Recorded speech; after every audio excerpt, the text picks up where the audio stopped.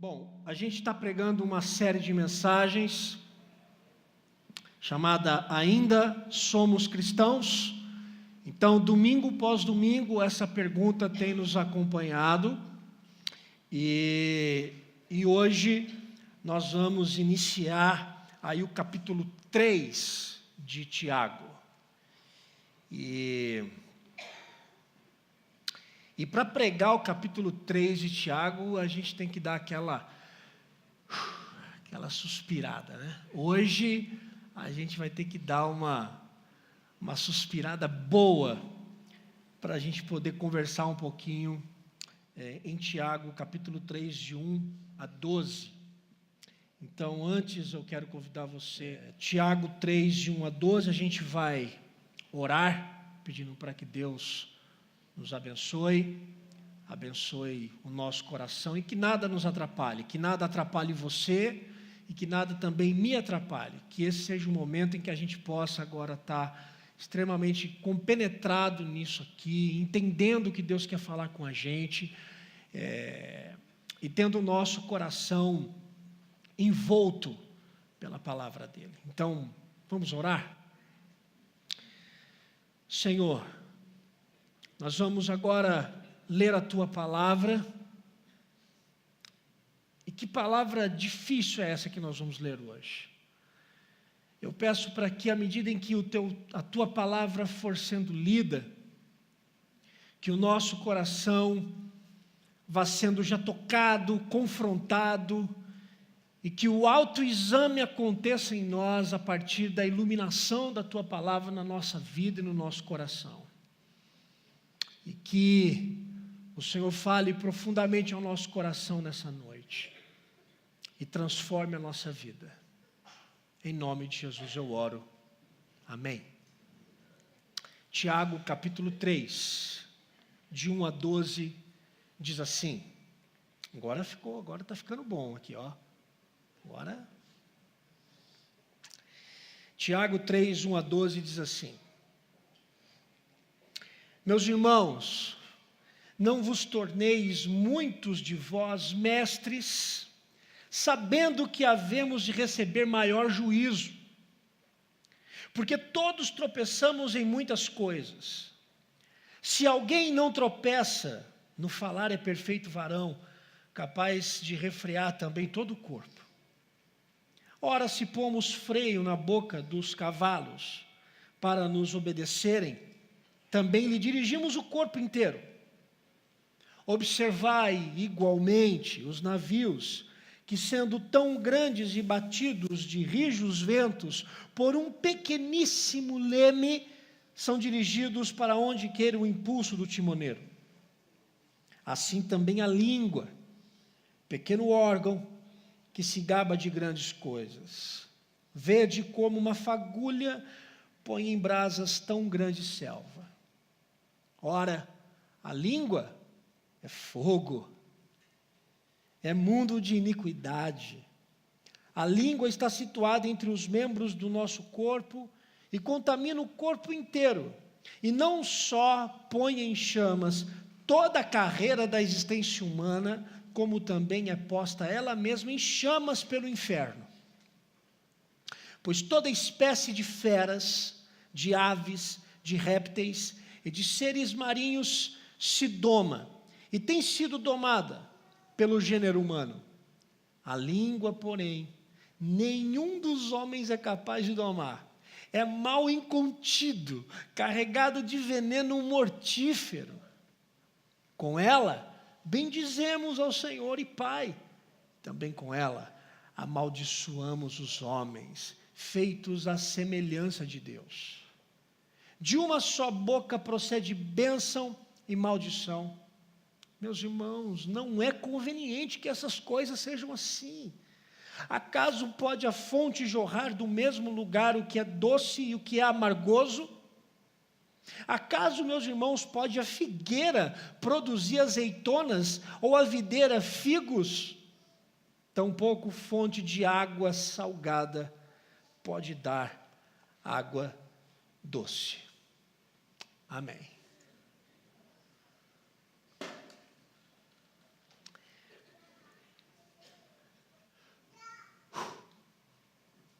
Vamos lá. A lista de alerta é bem grande. A lista de alerta é vasta. Deixa eu dar alguns exemplos de quão grande é essa lista.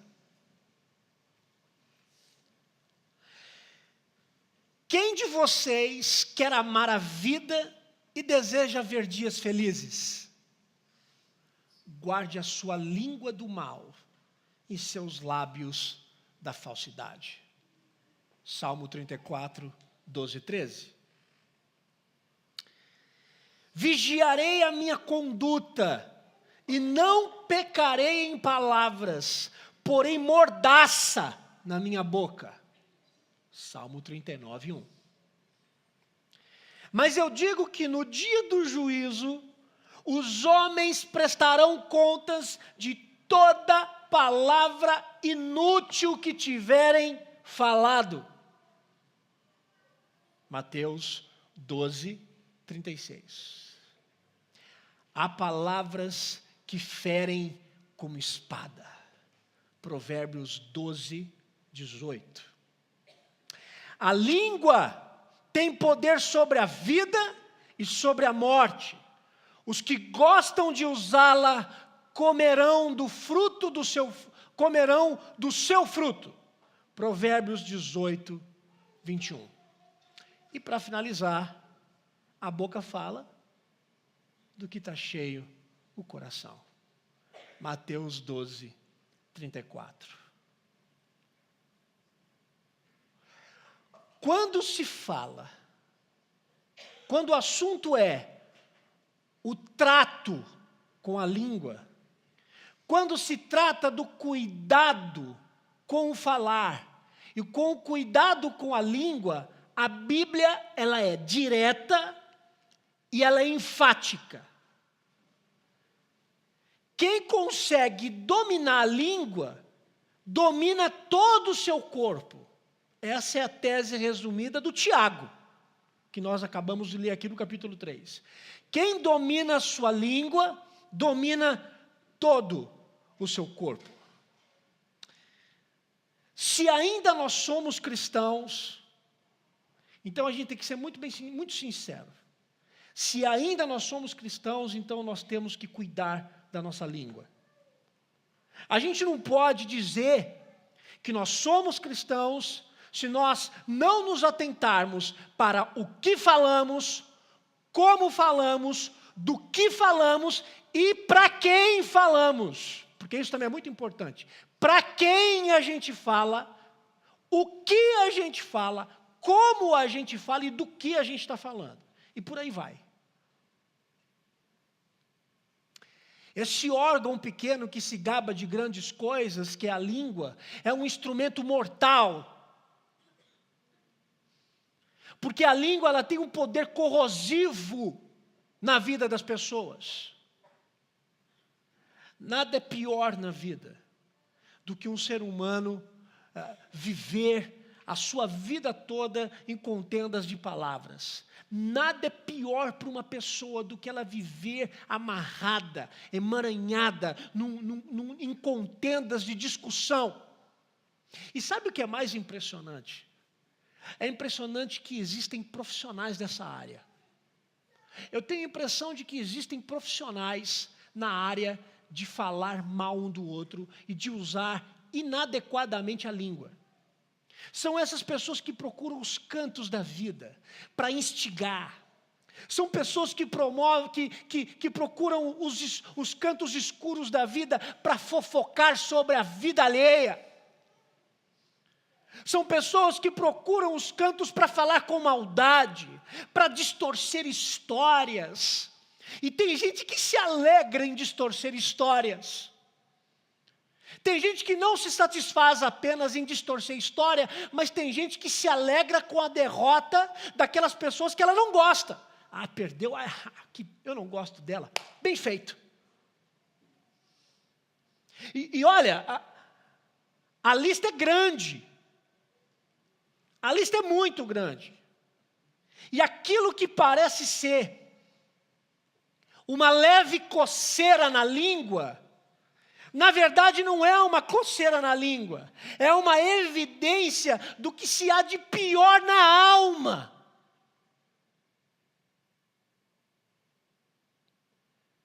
Porque tem gente que diz assim, eu tenho uma coceira na língua, eu falo. Não, você não tem coceira na língua, você tem um câncer na alma.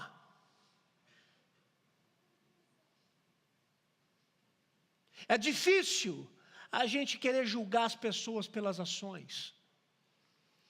Porque como é que nós vamos julgar uma pessoa pela ação? Porque às vezes aquilo que ela está fazendo necessariamente não é aquilo que nós achamos. Então fica difícil às vezes a gente querer se colocar no lugar de juiz quando uma pessoa faz uma coisa ou faz outra. Ainda que eu e você tenhamos esse sentimento de querer julgar as pessoas por aquilo que elas fazem. Mas é difícil a gente julgar uma pessoa por uma ação.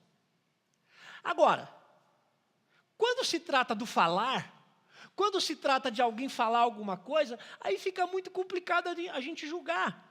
Porque a pessoa já está se mostrando, ela já está dizendo quem ela é, ela já está confessando para o outro quem ela é de verdade. E sabe qual é o resultado desse tipo de pessoa que gosta de fazer o mexeriqueiro? Sabe qual é o resultado dessa pessoa que gosta de promover o mal para o ouvido e para o coração do outro, de um terceiro, de um quarto e de um quinto? O resultado é que essa pessoa ela vai ser para o resto da vida estigmatizada como alguém em quem não se pode confiar.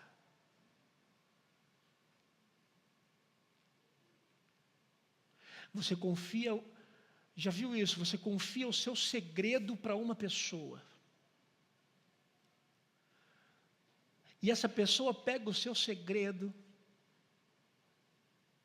e joga no Facebook, com recadinhos subliminares. Quando é pior é quando a gente chega na igreja, que a gente acha que a gente confessou um problema, confessou um pecado para um irmão que vai estar orando para a gente, e quando a gente chega na igreja, a gente descobre que está todo mundo sabendo, inclusive o pastor. E o pastor não fica sabendo da boca da pessoa que errou, fica sabendo da boca de um terceiro, de um quarto, de um quinto. Quem promove fofoca, quem usa inadequadamente a sua língua, será estigmatizado como uma pessoa que não merece confiança. E esse texto de Tiago, quando eu comecei a estudar ele, logo de início o Tiago está dizendo assim, essa semana, né, para mim, olha Vila, você é o primeiro da roda. Começa com você o negócio. Porque olha como é que ele começa o assunto. Versículo 1. Meus irmãos, não vos torneis muitos de vós mestres, sabendo que havemos de receber maior juízo. Tornar-se mestre é essa pessoa que ocupa um lugar dentro de uma comunidade cristã de liderança. O mestre, automaticamente, é aquele que ensina. E porque ele ensina, ele fala mais. Logo, quem fala mais tem muito mais propensão a errar, porque está falando mais do que aquele que só ouve. Pelo menos evidências, né, externas. Porque quem ouve pode estar pecando em pensamento. Mas quem fala, fica para todo mundo ver. Fica para todo mundo ver. Sabe esse negócio, eu quero ser pastor? Quando em 99, eu decidi deixar meu emprego em outubro, e 2000 eu fiquei como evangelista de tempo integral na igreja onde eu era ovelha, onde eu congregava, eu falava assim, eu vou ser pastor. E eu ficava andando na rua dizendo assim para mim mesmo, sabe? Eu vou ser pastor. Eu vou pregar, eu vou falar, que maravilha. Minha mãe está tão feliz, eu também. Mas ninguém me falou do outro lado do ser pastor. Do cara que às vezes ocupa um lugar que por falar tanto erra mais. Você quer ser pastor? Ora muito para ver se é isso mesmo. Mas ora muito. É o, me- é o- é o melhor trabalho do mundo. Agora, é porque o bônus não está aqui, né? O bônus há de vir. Porque o ônus aqui, meu querido, se você não calejar o seu couro e não aprender a dominar a sua língua, é melhor você não vir para cá. Porque uma vez que você vem para trás desse lugar, ainda que você esteja sobre a sombra da cruz, toda vez que você falar, você está propenso a errar mais.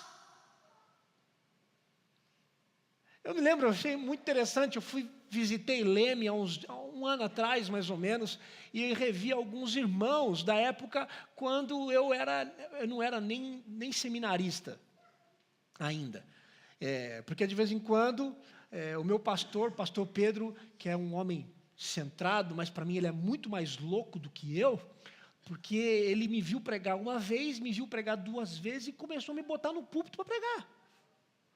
Esse cara é louco, eu não vou fazer isso. Nem com os primeiranistas. Eu não vou fazer isso. Mas ele fez. Mas tem todo um movimento de Deus na minha história também. Mas aí eu reencontrei um ano atrás, era um idoso, ele me viu e falou assim, Vila não, né, reverendo Vila, para com isso, abracei ele.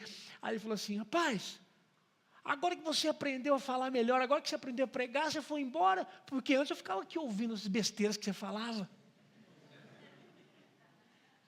É um bom jeito de dizer oi, né? E dizer que você gosta de mim. Mas eu fiquei imaginando, né? Quantas e quantas asneiras eu falei de trás daquele púlpito em Leme. E eu devo continuar falando algumas delas. É claro que não no mesmo nível que antes. Mas daqui a uns 20 anos eu vou pegar as gravações de hoje, vou olhar e vou dizer, meu Deus.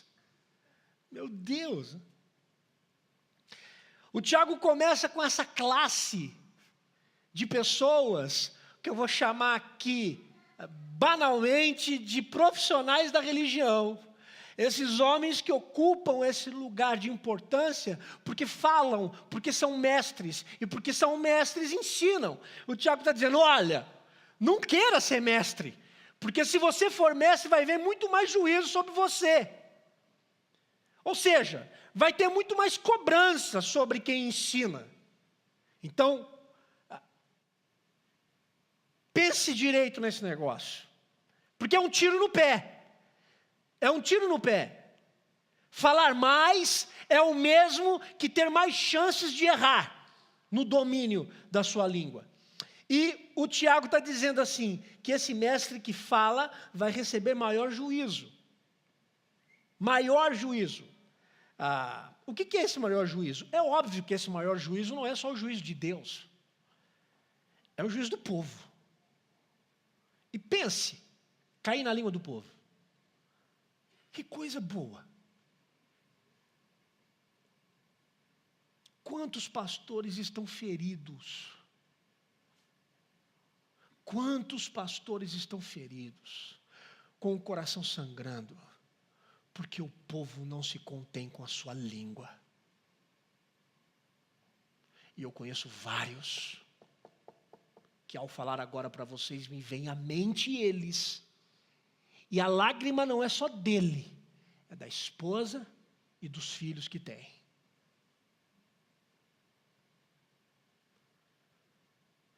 Agora, quando eu chego no versículo 2, eu fico mais aliviado, porque ele chega no versículo 2 e diz que todos nós tropeçamos em muitas coisas. Ufa!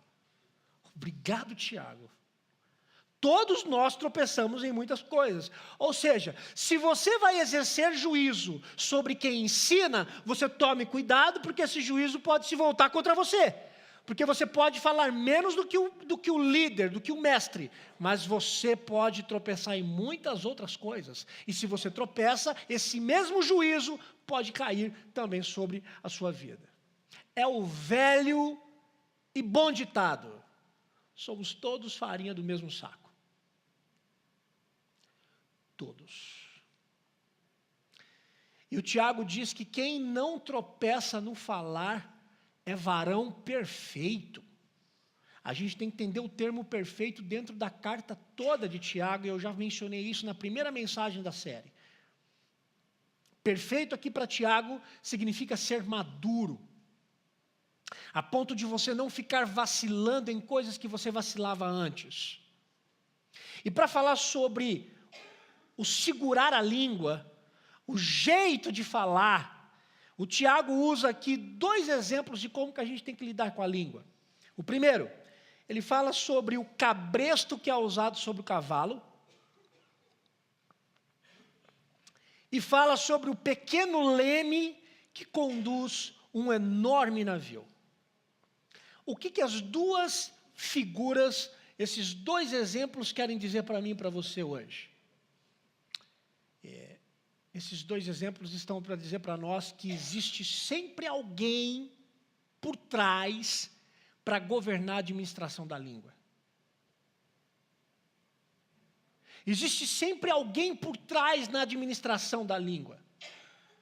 E pasmem, sabe quem é esse alguém na administração da língua? Sabe quem é? Você. Você diz o que você quer. Você só diz por que quer. O que o Tiago está dizendo é que eu e você, nós somos totalmente responsáveis por aquilo que a nossa língua profere. Eu e você somos totalmente responsáveis por aquilo que nós falamos. Mas sabe qual é a nossa desculpa? Porque a gente é bom em dar desculpa. A gente diz assim, não, mas o fulano me tirou tanto do sério.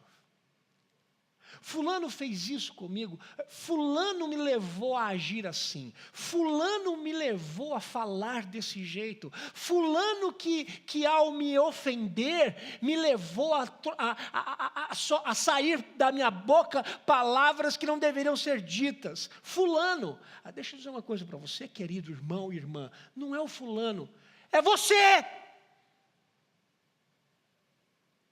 É você! Porque quem domina a sua língua não é o fulano tem que dominar a língua dele. Quem domina a sua língua é você. Eu e você podemos perder a condução da nossa língua, e se nós perdermos a condução da nossa língua, nós vamos fazer um escarcéu na vida das pessoas. Um escarcéu.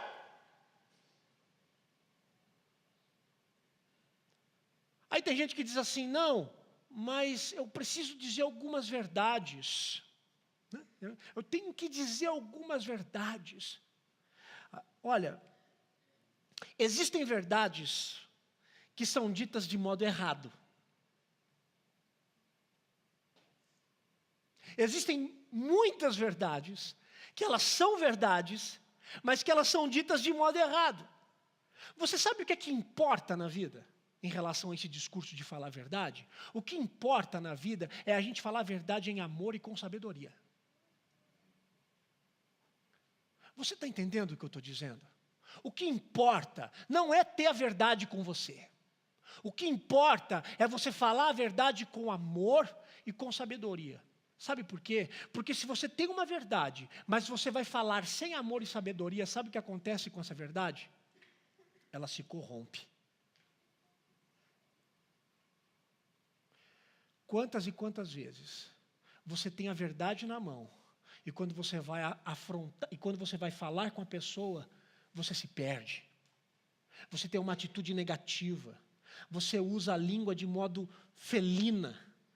Você vai usar as palavras com uma energia muito pesada e até com agressividade no tom das palavras. O que acontece? Você tem uma verdade. Mas o modo como você vai lidar com a pessoa, aquela verdade se corrompe pelo meio. Essa verdade se corrompe pelo modo como você usa a sua língua. Não é só dizer a verdade, porque você pode dizer a verdade e matar o fulano. Porque você pode dizer a verdade e acabar com a vida de uma pessoa. Não é só dizer a verdade, é dizer a verdade em amor. É dizer a verdade em sabedoria. Que, aliás, é o que o Tiago propõe no capítulo 1º, no capítulo 3º, na semana que vem, nós vamos falar sobre a sabedoria humana, em comparação com a sabedoria divina. É a continuação do capítulo 3. E para isso, você governa aquilo que você fala. É cabresto na boca. É leme guiando o navio. E o versículo 5 fala sobre a tragédia da língua descontrolada. O versículo 5 fala da tragédia dessa língua que não para de falar do outro. Olha o que diz o versículo 5. Vede, assim também a língua, pequeno órgão que se gaba de grandes coisas, vede como uma fagulha põe em brasas tão grande selva.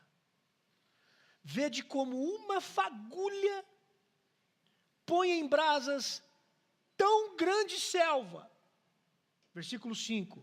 Vede como uma fagulha põe em brasas tão grande selva. Uma fagulha.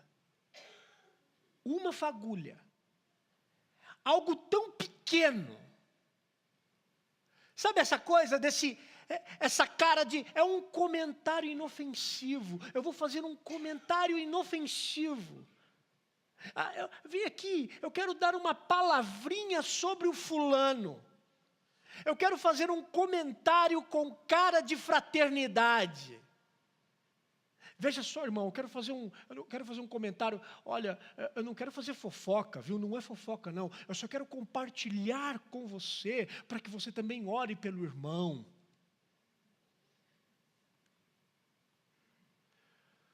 Uma fagulha.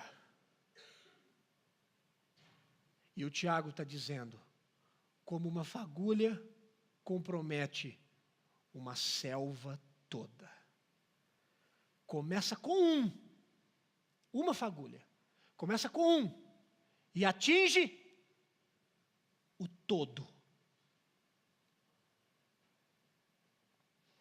Quantos relacionamentos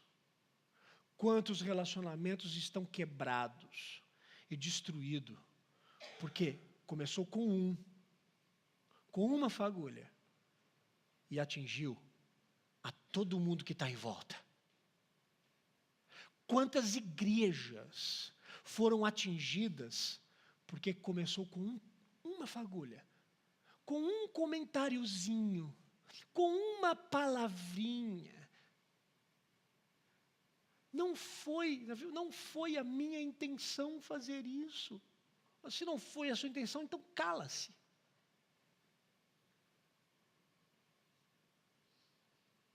Quantas igrejas incendiadas, porque começou com uma fagulha. E o Tiago vai além no versículo 6. Ele vai além. No versículo 6 ele dá alguns adjetivos e alguns resultados dessa língua felina, dessa língua má. Ele diz primeiro que a língua é fogo. Exatamente para unir a ideia da fagulha. A língua é fogo. Depois ele diz que a língua é mundo de iniquidades. Mundo de iniquidades. Sabe o que é que o Tiago está querendo dizer? Ele está dizendo que esse pecado da fala possui várias facetas. Uma gama variada de postura maldosa que a gente pode ferir uma pessoa. Porque, na verdade, a gente é bem criativo quando a gente quer usar a nossa língua como instrumento de fogo na vida de alguém. A gente é bem criativo. Tem uns que chegam com cara de santo, tem uns que chegam com voz mansa, tem aquelas que só dizem assim, ô querida, tudo bem, deixa eu só falar uma coisinha com você que eu estou angustiada. Tem sempre um jeitinho bonitinho, criativo, maquiado, que na verdade o que se tem é transvestido de fogo de inferno. Ele fala que a língua é fogo, Ele diz que a língua é mundo de iniquidades, ou seja, é variado. A gente tem vários jeitos de fazer isso. E agora, para mim, é o que foi mais pesado. O mais pesado. E que complementa para mim o versículo 5. O mais pesado para mim é que ele diz no versículo 6: e põe em chamas a existência humana. Põe em chamas a existência humana. Isso é muito sério. Isso é muito sério. Você já parou para pensar que o seu comentáriozinho pode afetar profundamente a vida de uma pessoa? Você já parou para pensar que tem gente sofrendo na alma porque você não controlou a sua língua? Você já parou para pensar que tem gente chorando porque você acha que o seu comentário não foi nada demais, mas que para você pode não ter sido nada demais, mas para quem ouviu foi muito? Você já parou para pensar que você pode estar destruindo a vida de muitas pessoas com seus comentários?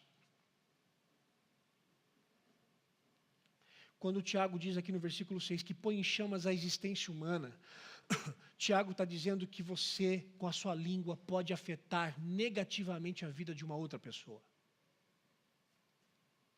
A língua pode afetar profundamente a vida do outro. Olha o termo que ele usa. Põe em chamas a existência humana. Põe em chamas a existência humana. É um genocídio de língua. É um genocídio de língua. Pela língua, vidas são destruídas. Pela língua, destinos são alterados para pior. Porque tem gente às vezes que quer falar com uma outra pessoa e fala para jogar mais para baixo. Pela língua, mentiras deliberadas acabam se tornando verdades falsas.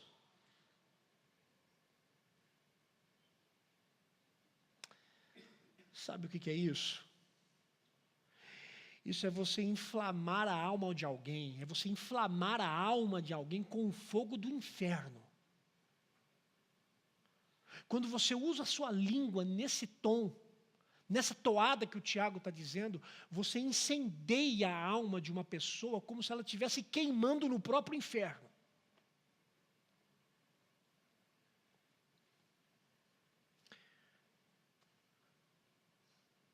Eu não quero ser, e quero também que você não seja, instrumento do inferno,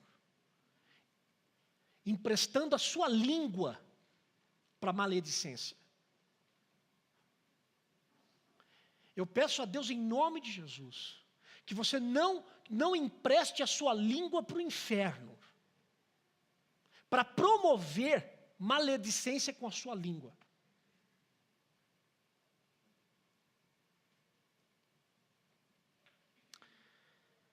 E o Tiago, ele usa de uma comparação para nos chocar aqui. Agora nos versículos 7 e 8, ele choca ainda mais. Dizendo que o homem, ele consegue domar toda espécie de animal. Ele consegue domar todos os bichos. Ele só não consegue domar a língua. Ele consegue reinar sobre todos os animais da face da terra. Ele só não consegue reinar sobre si mesmo. Porque nós, homens e mulheres, perdemos essa capacidade de governar a nós mesmos. Parece que a gente perdeu essa capacidade de segurar aquilo que a gente quer dizer. Porque dentro da gente corre veneno mortífero. É o que o Tiago está dizendo. Na língua corre veneno mortífero. E sabe o que é triste? É muito triste quando você vê pessoas que se dizem cristãs, querendo e fazendo questão de usar esse veneno mortífero na vida de uma pessoa que ela diz que é irmão ou irmã. Mas você sabe qual é o grande problema do cristão aqui? É que o cristão não vai dizer assim, eu estou usando veneno mortífero na vida de uma pessoa. Não, ele nunca vai assumir isso. Ele vai sempre se transvestir com essa capa de piedade, de uma religiosidade piegas e falsa, plástica, sem vida, sem piedade, sem respeito pelo próximo. Porque falar mal do outro não é só uma questão de não ser cristão, não. Falar mal do outro é uma questão de não ter respeito com o indivíduo. É uma questão de respeito. A premissa começa aí.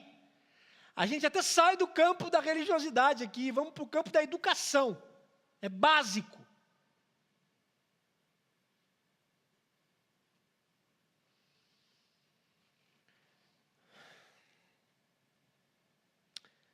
É triste de você ver que tem muita gente que se diz cristã, que diz que ama, mas ficam jorrando veneno pelo canto da boca. Matam, destroem. E sabe o que é pior? Essas pessoas matam e destroem com as suas línguas, mas acham que não possuem nenhum tipo de culpa. Vem para a igreja ainda e ó, as minhas mãos eu quero levantar e em louvor te adorar. O que é isso? O que é isso? A gente vem para cá e a gente começa a cantar louvores ao Senhor. Cantamos aqui junto com o Ministério de Música, e como foi bom.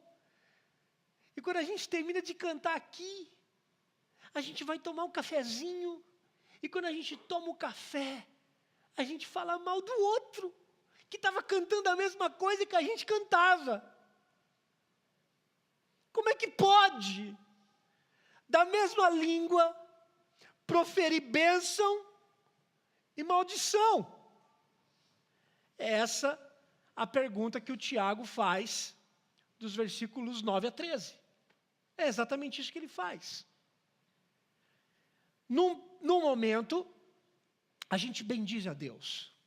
No primeiro momento a gente louva a Deus, Senhor, Tu és santo, Tu és bondoso, a Tua misericórdia dura para sempre, de geração em geração a Tua fidelidade. Senhor, como é bom estar aqui, louvar o Senhor. Senhor, como é bom, como é bom, como é bom. E no momento seguinte, nós amaldiçoamos o próximo. A gente louva a Deus e fala mal do próximo. A gente louva a Deus e fala mal do próximo. Sabe o que é isso? É uma esquizofrenia verbal.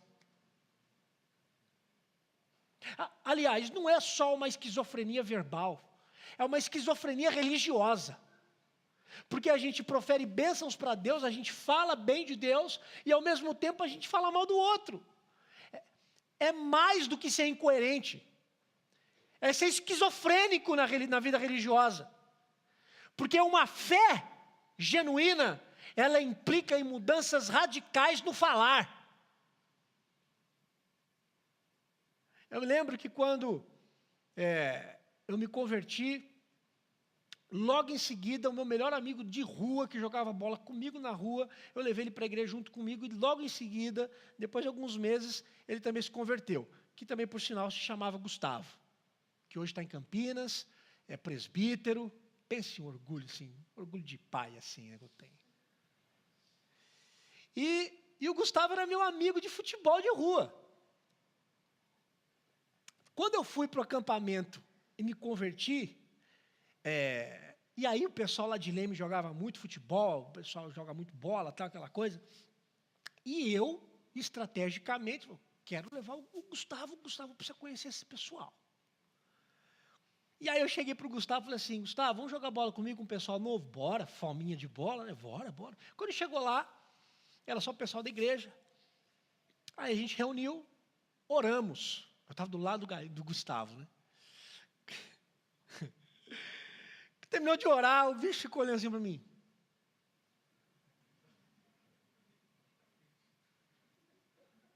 Aí eu falei para ele assim, calma aí, rapaz, relaxa aí, vamos jogar. E começamos a jogar. Aí, quando alguém errava um passe, ele errava alguma coisa assim, aí ele sozinho começava a falar uns palavrão sozinho, assim, né? E eu assim, né? Acabou o jogo, ele chegou em mim, a gente saiu à noite, eu me lembro perfeitamente desse dia. A gente foi comer um lanche à noite. Acabou o jogo, ele chegou em mim e falou assim, fala uma coisa, ele é um cara bem inteligente, o seu Gustavo, sabe? Bem observador. Ele me disse assim, me diz uma coisa, impressão minha, ou só eu estava falando palavrão naquela quadra?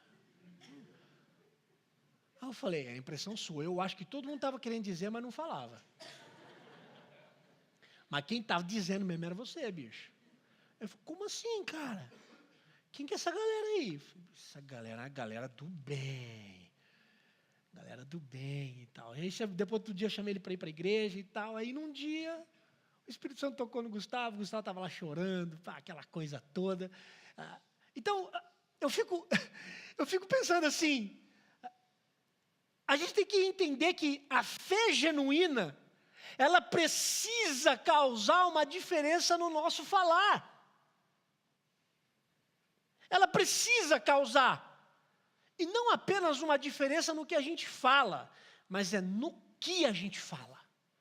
Como a gente fala.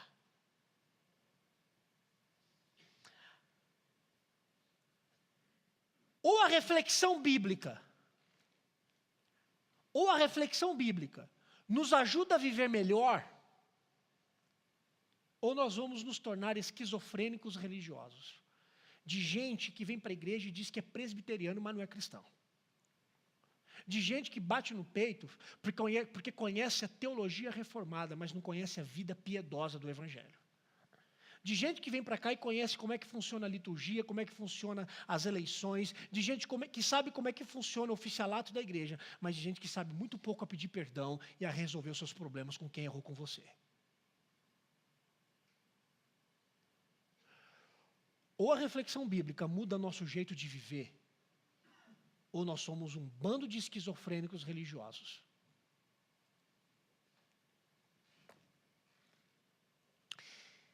E a nossa esquizofrenia religiosa, ela é tão absurda,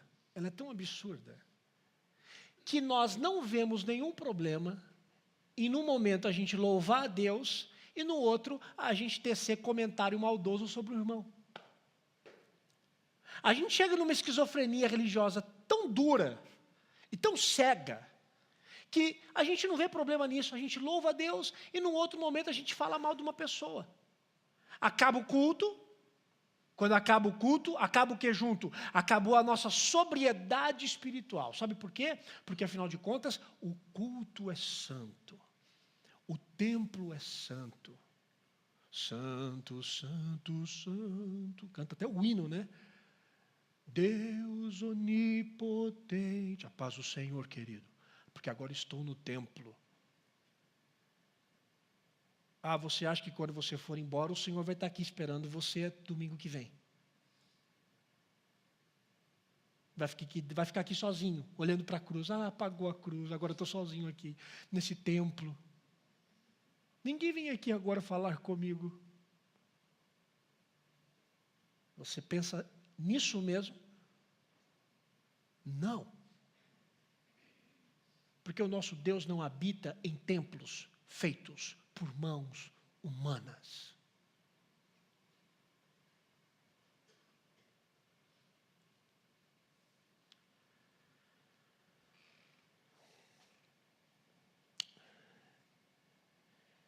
Tiago dá uma resposta para nós do porquê que num primeiro momento a gente louva a Deus e num segundo momento a gente não vê problema em falar mal da pessoa.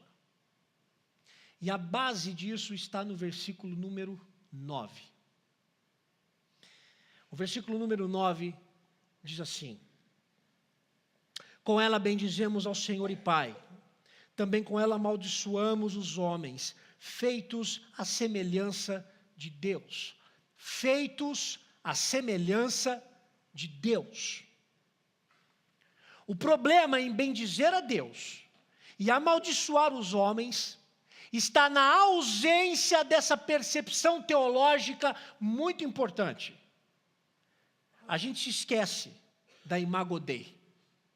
A gente se esquece de que nós fomos criados segundo a imagem e semelhança de Deus.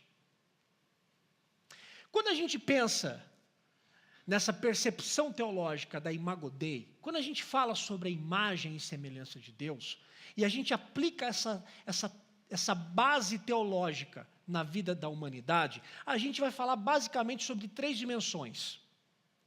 Primeira, a gente vai falar sobre a dimensão espiritual. Deus é espírito, Deus nos fez com espírito, e o nosso espírito anseia, o nosso espírito clama por Deus. Nós somos seres espirituais. As coisas que a gente pega, as coisas terrenas não nos satisfazem. A gente está no nosso DNA, está no nosso chip, querer as coisas que transcendem a vida material. Segunda, essa dimensão criativa, essa função especial que o homem ocupa no mundo, em gerenciar a criação de Deus. Ou seja, o homem, ele constrói novas abordagens no solo que Deus criou. Deus criou, Deus é criador, e Deus de alguma forma dotou o homem também com essa capacidade de criar nessa mesma condição. E terceiro, é a dimensão relacional. Deus não é um Deus isolado. Deus é um Deus compartilhado. E essa é a grande diferença do monoteísmo unitário para o monoteísmo cristão. O que é o monoteísmo unitário? O monoteísmo unitário ele é proferido, ele é proclamado, pronunciado pelas religiões do islamismo, judaísmo, que eles entendem o quê? Deus é um só, mas é só Deus. Só Deus e ponto final. O que é o monoteísmo cristão? Nós cremos que Deus é um só, mas em 3 pessoas distintas. Deus Pai, Deus Filho e Deus Espírito Santo. Ou seja, o que a Bíblia revela, o Deus cristão revelado na palavra, na Bíblia, ele não existe solitariamente, não é um Deus solitário. Ele é sempre visto em comunhão perfeita com as 3 pessoas divinas que se tem. Deus Pai, Deus Filho e Deus Espírito Santo. Das 3 dimensões da imago Dei, criacional, criativa, a relacional e também a espiritual, das 3, o que eu quero focar agora, dentro do assunto de Tiago 3, é a relacional. Porque nós somos a imagem e semelhança de Deus. E se nós somos a imagem e semelhança de Deus, é porque nós não temos a condição de vivermos isolados. A gente não consegue viver isolado. Quem vive isolado está mal consigo e está mal com o mundo. Quem vive isolado deturpa a tese teológica da imago Dei. Como é que a gente entende Deus nessa relação trinitariana? É simples. Deus é a comunhão entre iguais. Não há um maior. Deus Pai, Deus Filho, Deus Espírito Santo. Ninguém é maior, eles são iguais. Deus é a comunhão harmônica entre iguais. Quando eu entendo que Deus é essa comunhão harmônica entre os iguais, e quando eu olho para a criatura, o que é que eu tenho que ver na criatura? Eu tenho que ver na criatura a imagem e a semelhança de Deus. Ou seja, nós também nos sentimos completos na relação entre iguais. Sabe o que é que o pecado fez? O pecado fez iguais viverem como se fossem diferentes.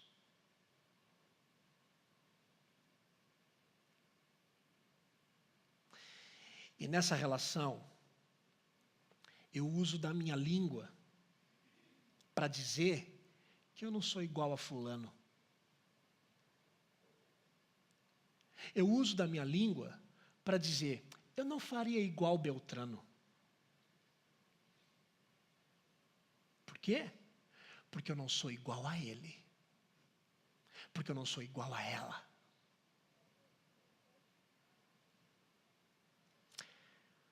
O uso inadequado da língua não é apenas para afrontar uma pessoa. Quando a gente usa inadequadamente a nossa língua, nós afrontamos também a Deus. Sabe por quê? Porque eu desconsidero a imagem e a semelhança de Deus no outro. Eu desconsidero. Qual é a proposta certa? Aí alguém vai dizer assim, pastor, a proposta certa então é a seguinte, vamos resolver esse problema hoje. Eu tenho fé em Jesus, mas eu não falo. Eu tenho fé em Jesus, mas eu evito falar com as pessoas. Pronto, resolvi meu problema. Quem dera fosse tão simples.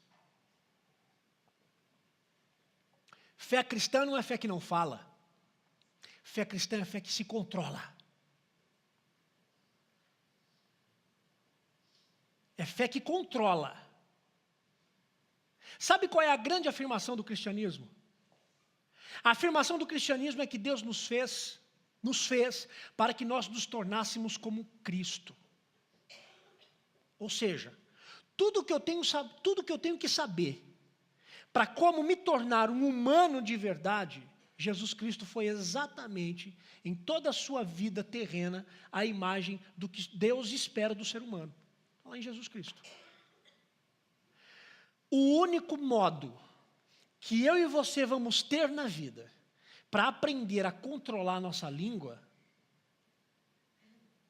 é olhando para Jesus e vendo como Ele viveu.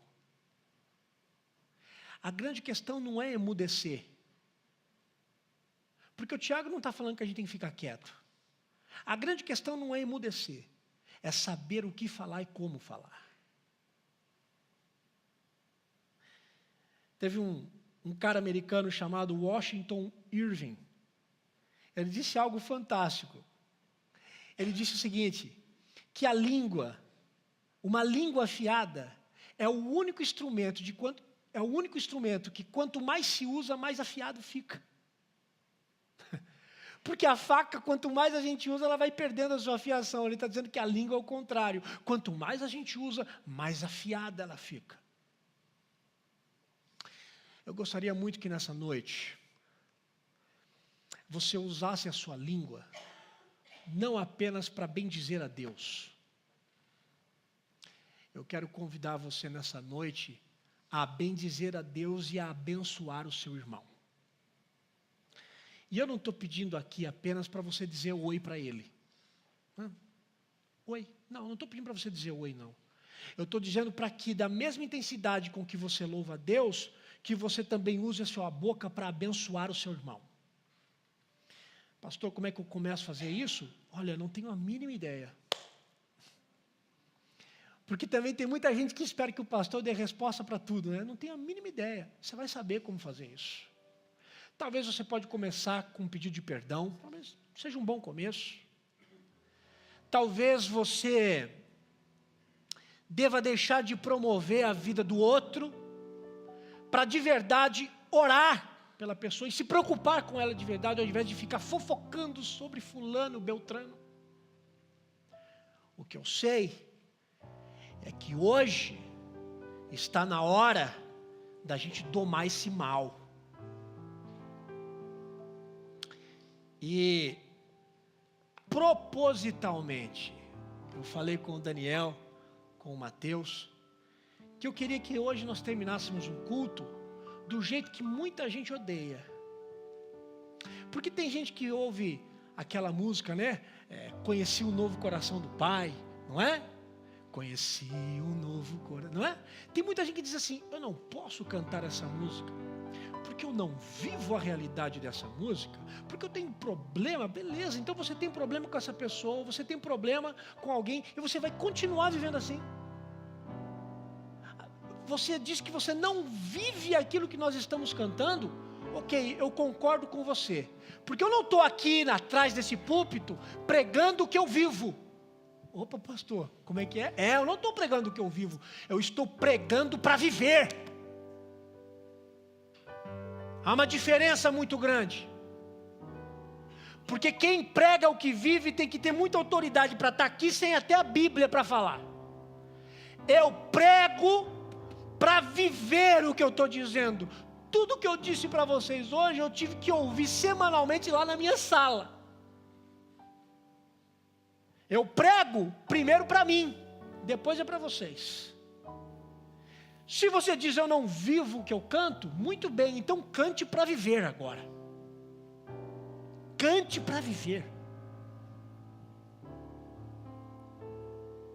E bote um cabresto na sua língua. Pare de matar as pessoas com as suas palavras. Pare de exterminar as pessoas. Pare de cantar louvores a Deus e amaldiçoar a pessoa que profere a mesma fé que você, ou não. Ou não.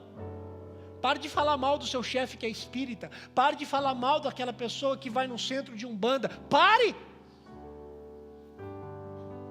Pare! Eu queria que nós juntos ficássemos em pé. E eu queria que nós dessemos as mãos, bem Caxias mesmo.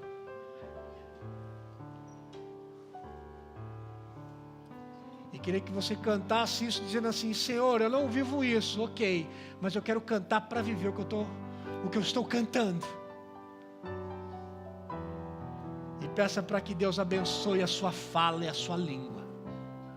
Em nome de Jesus, vamos cantar?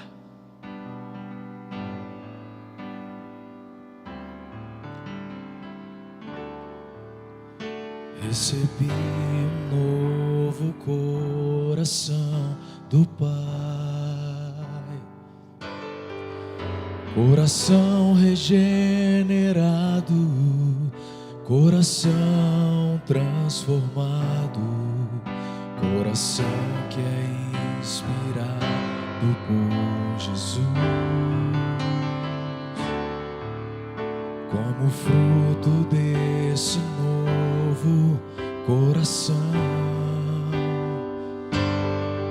Eu declaro a paz de Cristo, te abençoo, meu irmão. Preciosa é a nossa comunhão.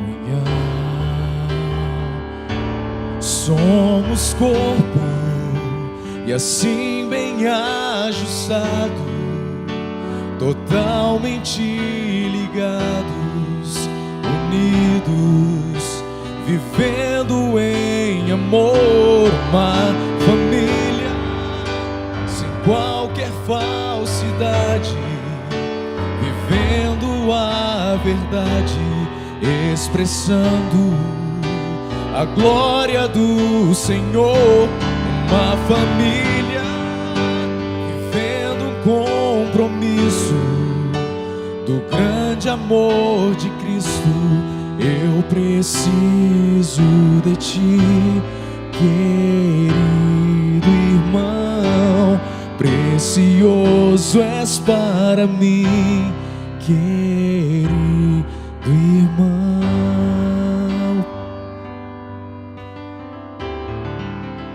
Vinícius, recebi um novo coração do Pai,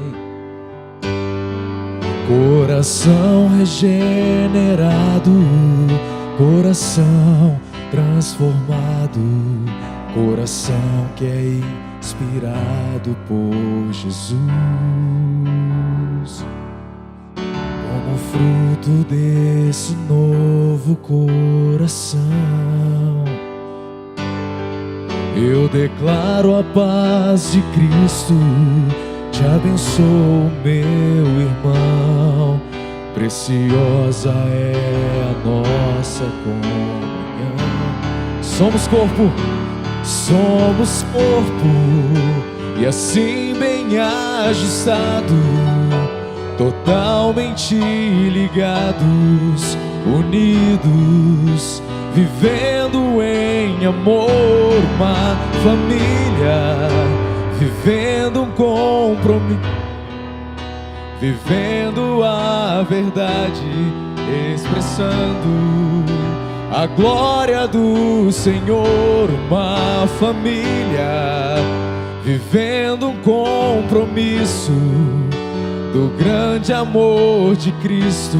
Eu preciso de ti, querido irmão, precioso és para mim, querido irmão. Eu preciso de ti, querido irmão, precioso és para mim, querido irmão.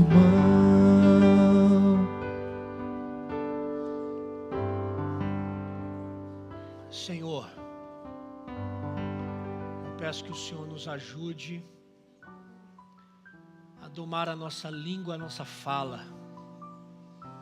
Não é só dizer a verdade, é dizer a verdade em amor e com sabedoria. Eu peço que, em nome de Jesus, o Senhor não nos permita a viver essa triste realidade de, com uma fagulha, incendiar uma grande selva. Eu não quero ser essa fagulha, Senhor.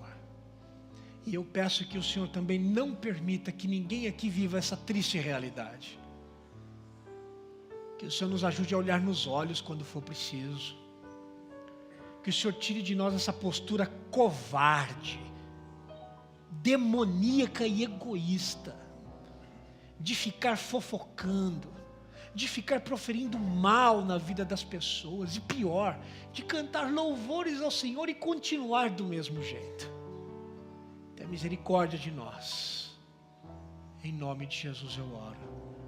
Amém. Que a graça do Senhor Jesus, o amor de Deus o Pai, a comunhão e a consolação do Espírito Santo esteja sobre a sua vida, ajudando você a controlar a sua língua, hoje e para sempre.